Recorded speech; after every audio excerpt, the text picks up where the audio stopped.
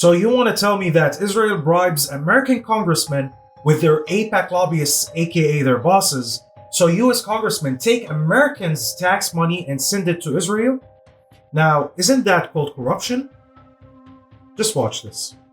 There's a foreign interest group called AIPAC that, got the ear of this current speaker and demanded 16 votes in April on Israel or the Middle East. We haven't had 16 votes in April on the United States in Congress. So what's AIPAC?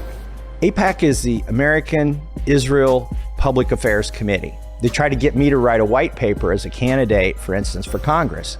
They almost get on what? On Israel.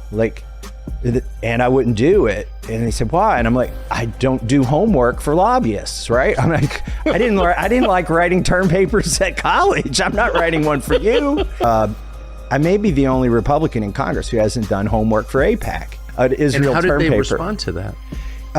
Well, they kind of got in my race a little too late there in the beginning, and because it was hard to tell that I was actually going to win. And when they saw I was going to win, that's when they tried to get me to do the term paper. They didn't have a political action committee at the time. They couldn't spend hundreds of thousands or millions of dollars against me at that time.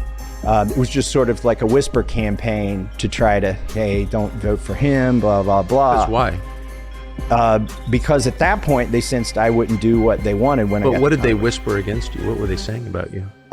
Well, they would do it through, for instance, churches, evangelical churches. They've got an organization called Christians United for Israel, where they've sort of co-opted evangelicals. People think it's a grassroots movement in Kentucky. It's actually a top-down movement from AIPAC. So why do they care? Why not just let Thomas Massie be Thomas Massie in Northern Kentucky? Like, why the need to crush you? I don't know. I think they don't want one horse out of the barn.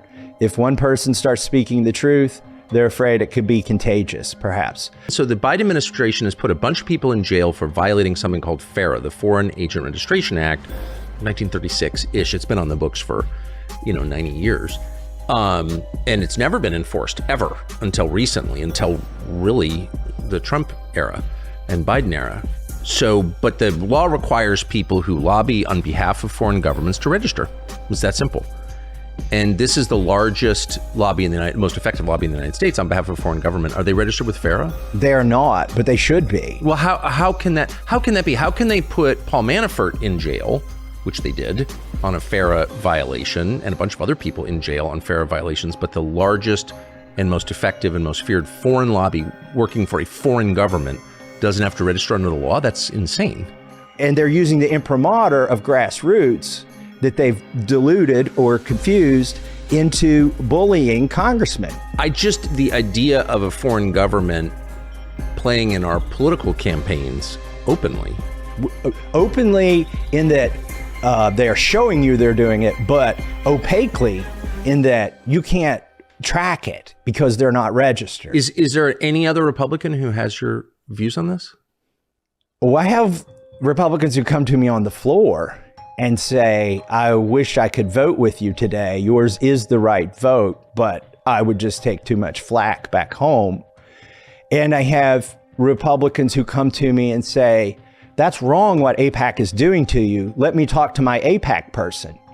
By the way, everybody but me has an AIPAC person. What does that mean, an AIPAC person? It's like your babysitter, your AIPAC babysitter, who is always talking to you for AIPAC. They're probably a constituent in your district, but they are, firmly embedded in AIPAC. And every member has something like this? I don't know how it works on the Democrat side, but that's how it works on the Republican side. And when they come to DC, you go have lunch with them, and they've got your cell number, and you have conversations with them. So I've had That's absolutely crazy. I've had 4 members of Congress say, I'll talk to my AIPAC person. And it's literally what we call them, my AIPAC guy. I'll talk to my AIPAC guy and see if I can get him to, dial those ads back. Why have I never heard this before? It doesn't benefit anybody. Why would they want to tell their constituents that they've basically got a buddy system with somebody who's representing a foreign country? It doesn't benefit the congressman for people to know that, so they're not going to tell you that. It's in. Have you seen any other country do anything like this? Like No. Russia obviously determines the outcome of our elections. We keep hearing that. Does anyone have a Putin guy that they talk to? Not only do they not have a Putin guy, look, they don't have a Britain guy. They don't have an Australian guy. They don't have a Germany dude. Like, it's the only country that does this, that has somebody that, like, uniformly, I guarantee there's some spreadsheet at AIPAC where where the AIPAC dude is who's matched up with the congressman is there, and then all the congressman's votes on the issue. Oh, has the congressman been to Israel? They pay for trips for congressmen and their spouses to go to Israel. I'm not the only Republican who hasn't taken the AIPAC trip to Israel, but I'm probably one of a dozen that hasn't taken that trip, and the other ones just haven't got around to it.